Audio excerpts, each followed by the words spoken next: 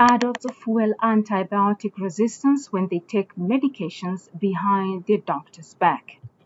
The emergence of the so-called superbugs that are resistant to most common antibiotics can be traced to many complex factors, from the dumping of low-dose antibiotics into our livestock to doctors prescribing them for viral infections that they can't actually treat. A new survey suggests a smaller but still notable reason for the rise in drug resistance may emanate from patients themselves popping back antibiotics without their doctors say so, often by hoarding their old prescriptions or borrowing them from friends and family. The researchers ventured out to 3 primary care clinics scattered around the metropolitan area and invited every third adult patient who visited to take a short questionnaire, ultimately ending up with a diverse sample of 400 volunteers.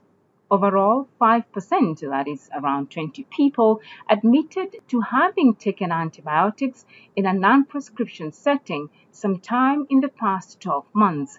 25% said they would be willing to do so in the future, and 14% said they had a stockpile of antibiotics at home. Regardless of the ban, though, 40% of non-prescription users had purchased them over the counter from pharmacies and health stores. 20% got them from friends and family. 12% had simply held on to the antibiotics from a previous prescription, and at least one person got them from a veterinarian. Most who admitted to having antibiotics lying around at home similarly got them from an earlier visit to the doctors. It is also likely that people do not actually need the medications they are hoarding or taking from friends or family members.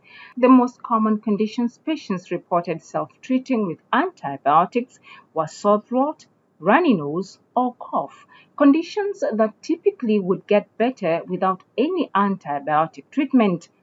While the rates of non-prescription use was similar across different groups, 60% of people who said they would use them came from public clinics that cater to lower income and minority neighborhoods, while 44% made less than $20,000 annually.